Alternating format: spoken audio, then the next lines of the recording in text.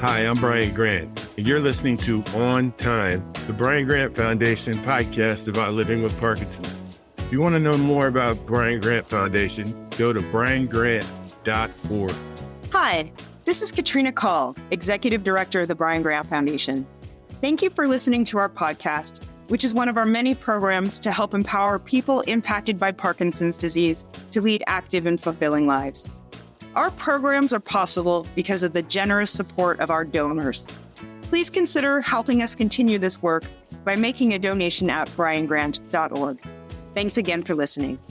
Welcome to On Time, a Parkinson's podcast. I'm your host, Larry Gifford, here with the fourth and final part in our series, exploring the hidden chemicals behind Parkinson's disease. Today, I'm going to speak with Ted Thompson with the Michael J. Fox Foundation about their major legislative efforts to support bans on chemicals linked to Parkinson's. First, Brian Grant and his mom, Dorella Grant, joined me to share their experience living at Camp Lejeune. Listeners may know that Camp Lejeune, a Marine Corps base in North Carolina, was contaminated with various hazardous substances, including volatile organic compounds like trichloroethylene, TCE, and perchloroethylene, PCE, primarily in its drinking water from the 1950s to the 1980s. The link between those toxic chemicals at Camp Lejeune and Parkinson's disease has been the subject of ongoing research and legal discussions. Brian and Dorella, welcome to the program. Hello. Hey, how you doing? Great. And thank you for joining us today. Want to talk about, Brian and Dorella, your experience at Camp Lejeune and what happened there that may be linked to Brian's Parkinson's. So, Dorella, if you could tell us, how did you end up at Camp Lejeune? My husband was in the Marine Corps, so we were stationed there. And we were there for over a year or so. Myself, the two kids, Tommy, had no idea what was going on until after it was said and done. Dorella, can you walk us through a day in the life on the base? You know, when were you using water? How are you using water? I used water from the time I got up to the time I went to bed. There was the house cleaning. There was giving the baths to the kids. There was cooking dinner, stuff like that. And then, of course, you cleaned up again. And then you took your shower and stuff. You did your laundry. I mean, that was just an everyday 5 days, 6 days a week thing that we did. And you just assume that the water coming out of your tap is going to be safe. Yes. No one had any idea there was anything at all wrong with it. It didn't taste funny, didn't look funny? No, it was just water. Just water. That's scary. That's the scariest part. Yeah, it is. Has that affected the way that you go about getting your water today? Well, I do have this, I call it a contraption. I don't know what it's called, that Brian bought for his dad when he was sick, that I use that to get water. I buy bottled water, but then again, you know, when you do your laundry, you just turn the washer on and stuff like at the dishwasher. But anything else, I'm pretty well aware of it. Now, have you talked to anybody else who was living on the base at the time? You guys knew? No, they've all gone. We've all lost touch. Oh, okay. Except for my uncle. Oh, yes, except for my brother-in-law. He was there also. Oh, okay. And was he impacted? Well, we just found out he's now been diagnosed with prostate cancer, and he was there at Camp Geiger, which is Camp Lejeune. Ugh. And Brian, what do you remember about living there? I remember going on base, and there was this airplane that they stripped all the motor and stuff. I was like, for kids to climb on, can climb in it. I remember that. I remember going swimming on top of a roof with my dad and his buddies. Just things that a kid remember. I'll tell you one thing I remember I wish I didn't. That's when me and my little buddy, the next door neighbor, decided we were going to walk to the beach. And we took off walking all the way down our dirt road. My dad pulled up and said, "What are you guys doing here?" Pulled us in. It didn't go over too well with Mom. No. You've been giving her trouble ever since, I bet. Of course. So what was the first thing that came to your awareness to make you link TC exposure and Parkinson's? For me, it was Katrina, my executive director. I mean, I'd seen the commercials, but I didn't really pay attention to them. because I didn't know that it was something I could possibly be a part of. I knew my dad could, but I didn't know if I was able to. And she was reading my book, and she read the part where I said we were stationed at Camp Lejeune in the years, and she calls me up and goes, are you kidding me? I said, no. She goes, oh my God. And then she told me about the lawsuit and everything. And my mom, she was already working on it. And so I just followed her lead too. So, Dorella, when did you discover what was going on? Oh, we had a vet place up there, which we went to, and we told them about what we thought. But, the government, they didn't do anything. We never heard anything else from them. And then I kept hearing all the things in the news.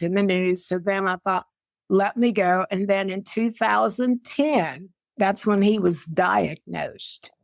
And then after that, it was just like it snowballed. All the information came. I mean, I kept everything from the time he was diagnosed until the time he passed. Well, and your husband and Brian's father, Thomas, has passed away from esophageal cancer, Yes. which has been linked to TC exposure as well. Yes.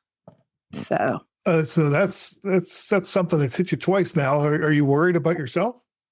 No, I'm not worried about myself. What about your other son?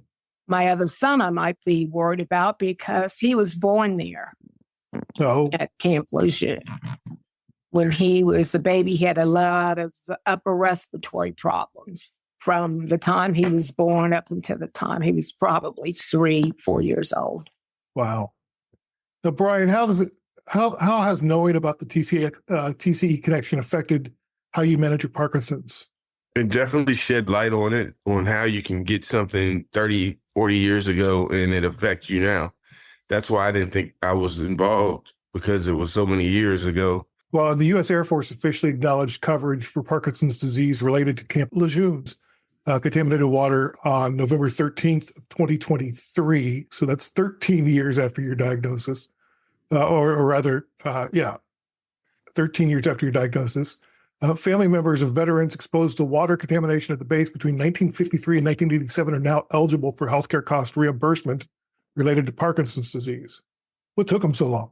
I don't know. I mean, nobody wants to admit they're wrong, and they definitely don't want to admit that they poisoned their own, their own soldiers.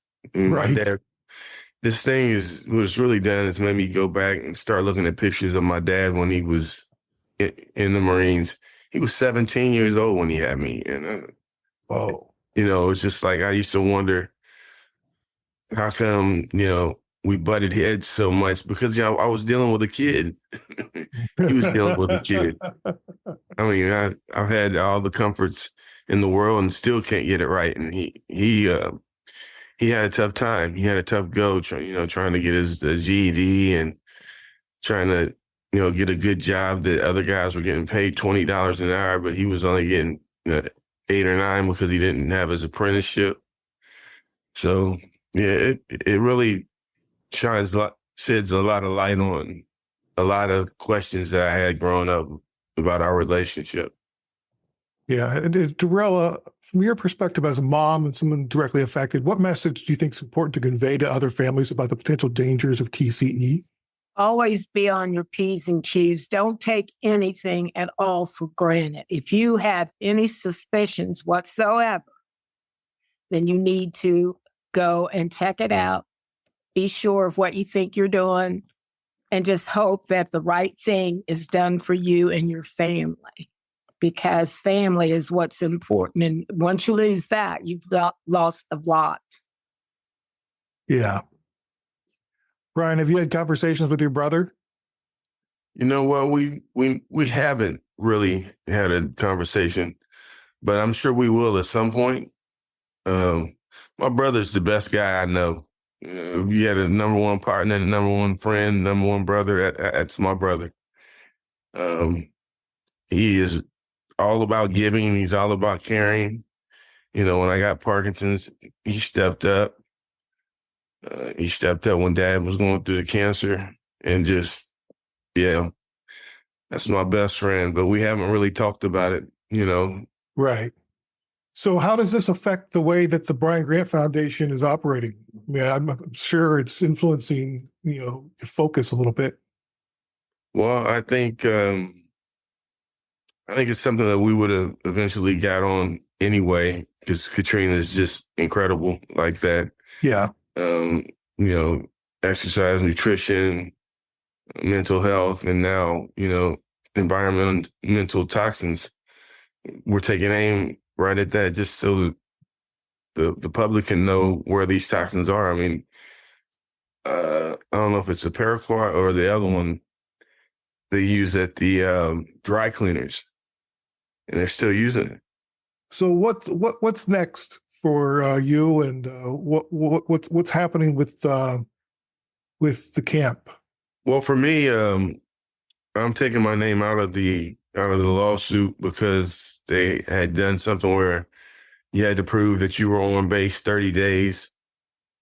They don't have to be 30 consecutive days, just 30 days, which is almost impossible to do because we haven't been there since I was a little kid. Right. So I backed out, but my mom is still in it, and I'm happy that she has something to fight for my dad. Yeah. He had a rough one when it came to the end. He went through a rough one, and I'm glad she's able to fight on and continue bringing his name and his image to the forefront so people know that this is my dad. This was my dad, and simplify. And on the back, I'm about to make a T-shirt. On the back, I'm putting Camp Lejeune. Nice. Brian, talk about the environmental symposium you were part of earlier this year and what that meant to you and what that was like. There was a symposium put on in D.C.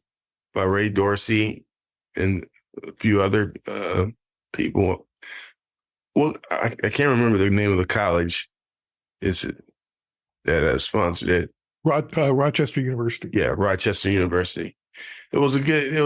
It was educational, to hear about the toxins and how they work on the body, and then to hear Ray speak. He's my favorite neurologist. Like, he is just, when he speaks, you just want to just drop everything and listen. He came out and he spoke.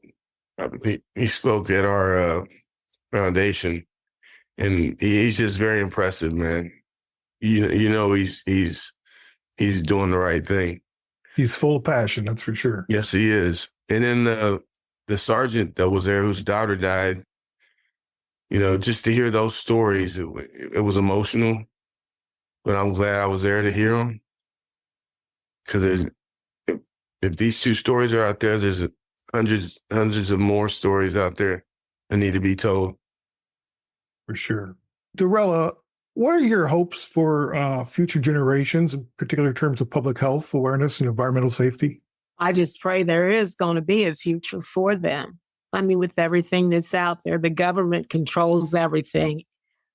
Anything that we use on our food that we eat, the medicine that we take.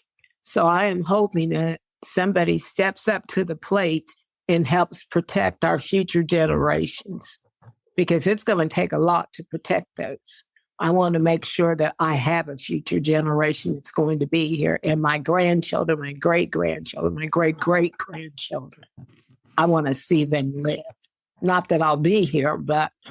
Well, that's great. I think you've got yourself an advocate here, Brian. Put her to work. Absolutely, God. Hey, she's been put to work ever since I was born. You're right about that. And then Brandon came and backed it up.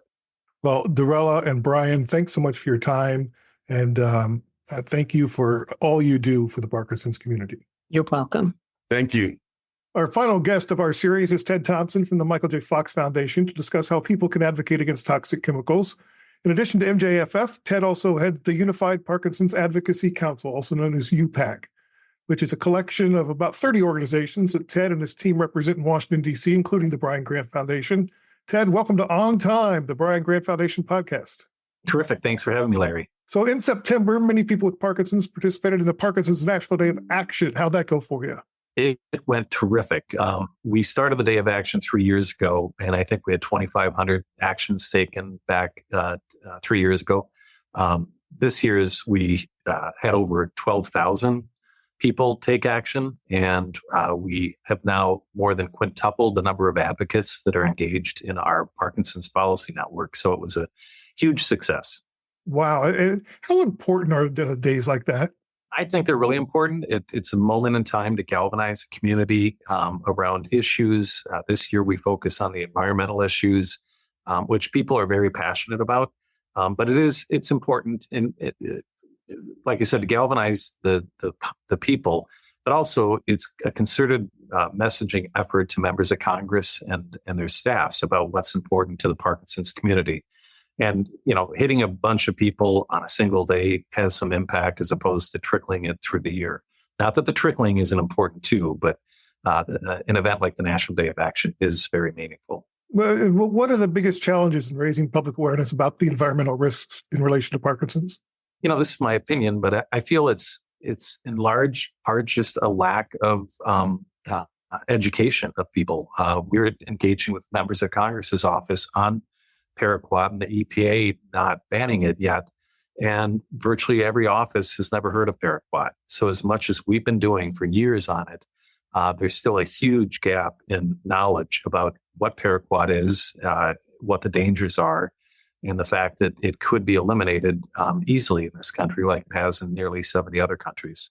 Well, the Michael J. Fox Foundation was one of the organizations that filed a lawsuit against the EPA. Where does that stand? Currently, it's in abeyance, meaning it's on hold. And it's in abeyance because they agreed to reconsider their decision to reapprove paraquat. So we're part of the Earth Justice lawsuit to continue a constructive, scientific-based conversation with the EPA. And our hope is that when they make their final decision in January, that they're going to follow suit with, like I said, nearly 70 other countries that have banned it. And we hear a lot about the trichloroethylene, their TCE. How close are we to banning that chemical? Well, they, to their credit, EPA announced earlier this year that they plan to ban it for almost all uses within 1 year. The uses that would continue for, I think, 10 years related to the defense industry and the space industry. They have not come out with a final rule, however. So we're waiting for them to issue a final rule, hopefully soon. Because, that's an example of EPA absolutely doing the right thing. Trichloroethylene is a known trigger of Parkinson's, and, it's infiltrated the land and our water, and it's going to take a long time to get it out of the system. But the first step is banning it, so we no longer are polluting our world. How challenging is it for you to gather data on historical exposure to chemicals like TCE, and how does that impact the current research efforts? I'm not a scientist, so I'll start there. But I have talked with and heard some conversations around this, and there is difficulty in gathering that kind of historic data. One of the challenges with any of these is, we don't track people from the day they turn 2 until they're 70, so we don't have longitudinal studies. And that's why with things like paraquat, it's an extremely strong correlation between exposure and Parkinson's. It just like many other things like asbestos and others, where causation is not the standard, it's the correlation. And we've submitted literally, I think, over 100 scientific studies showing the strong connection between paraquat exposure and Parkinson's disease. And researchers I've talked with have said, we can do these studies for the next 20 years. We're going to get the same result. We've proven it as far as we can with certainty. Well, and it seems the Michael J. Fox Foundation is taking a holistic approach to teaming up at times with organizations other than non-neurology fields when it comes to attacking or trying to get these things banned. Could you talk about that approach and how it helps you out? Yeah, absolutely. Most of what we get done in Washington, D.C., we only get done through coalition efforts. We are not huge enough and powerful enough to be able to wave a magic wand. So we work in coalition. We've got the UPAC, which you mentioned, which is made up of nearly 30 Parkinson's and Parkinsonism organizations. But beyond that, we work in coalition with groups like the American Academy of Neurology, the ALS Association, IMALS, Alzheimer's organizations, caregiving organizations. So we, depending on the issue, we work with a number of different organizations out here. And on the environmental risk factors, we recently, I was recently at a press conference announcing the introduction of the Healthy Brains Act, and that is targeting neurodegenerative diseases at large. So that enables us to have a coalition broader than just Parkinson's. That's great. What specific petitions or campaigns are currently underway that you may encourage people to sign up? Yeah, michaeljfox.org. We've got a petition calling on the White House to urge the EPA to ban paraquat. As many people know, we've already submitted a petition with over 100,000 signatures to the EPA several years ago. So now our target, and we're working in coalition with the Environmental Working Group and other patient, farm worker, and environmental groups on this effort. And they are in part the reason we had such a successful day of action, because several of these groups also pushed our activities out to their communities. So we've got the petition calling for a ban on paraquat. The other item we've got is an action alert focused on the Healthy Brains Act. It was just introduced at the end of July. As most people know, Congress is probably not going to get a whole lot done between now and the end of the year. But our work continues as we try to drive more and more members of Congress to co-sponsor this really important legislation. Congresswoman Jennifer Wexton introduced it. She initially announced her Parkinson's diagnosis about a year and a half ago, or 2 years ago now, but then later learned she actually has progressive supranuclear palsy. So this is a legacy moment for her. She's absolutely committed to doing what she can to get the Healthy Brains Act enacted. And the reason it's so important is it would be the first time the federal government has a dedicated grant program focused on the intersection of environmental risk factors and neurodegenerative disease. We've got Parkinson's, ALS, Alzheimer's, PSP are all diseases that have environmental risk factors. So, huge numbers of people have these diseases. So I think it's imperative for the government to fund research. And it's not just funding research for research's sake. Right in the legislation, it talks about developing prevention strategies as well, which is what we're focused on with bans of TCE and paraquat. Are there any upcoming legislative actions or policy changes related to toxic chemicals that listeners should be aware of? Well, we still have the PACT legislation, which Senator Cory Booker and Congressman Jim McGovern introduced, that would, in addition to specifically banning paraquat, it would reform the pesticide approval process in this country, and it would require the EPA to immediately reconsider its approvals of roughly 90 chemicals that are banned in the EU or Canada that are still in use in the United States. So that's one bill that's important, but there's no political momentum behind it for kind of the obvious reasons of the polarization out here. But the Healthy Brains Act is the one that we really are focused on because we think that it does have a chance. Now, this Congress probably, but it's simply a program to study the intersection of environmental risk factors and brain disease. That should not be political. It should not be partisan. It's not pointing fingers. It's just wanting to find answers. And then how do you juxtapose that against the National Plan to End Parkinson's, which passed the House, Senate, and was signed into law? Well, we feel that there's opportunity for dovetailing. One of the things we specifically included in the National Plan legislation was that the EPA and the National Institute on Environmental Health Sciences would have a seat at the table for the advisory council. And that's because of what our work and what we know about the environmental risk factors. So we see the effort of the advisory council as they put together its recommendations. It could very well make a recommendation like you should create a Healthy Brains Act program. So we see it as a complement. It's not in competition at all. It will complement the work of the advisory council implementing the National Parkinson's Project. Now, I know you're kind of modest, but what you guys are doing is really trailblazing. I imagine you're getting a lot of calls from around the world saying, how'd you do that? Yes. We are, which is great. And our friends in Australia took a little different approach. They petitioned their government and asked for $400,000 so that the Parkinson's groups could put together a national plan. And the result was their federal government gave them $800,000 to do it. So their government has tasked the nonprofit organizations to develop a plan that they would then present to the Australian legislature. So that's exciting. We've been in conversations with friends in the UK and the European Union. Our hope is that enactment of the national plan, we hope will start a ripple and that other countries will enact similar legislation. The end result could be, and it's never fast enough for people that have the disease like you, Larry, but the end result could be hopefully like an international convening on how to tackle this disease. It's the second largest neurodegenerative disease in the world, and it's the fastest growing one in the world for a variety of reasons. So it's imperative that we, to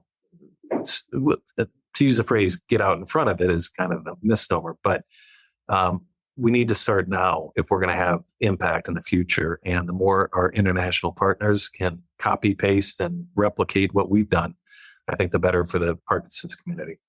And one of the things that your office does really well is train advocates on how to talk to their lawmakers.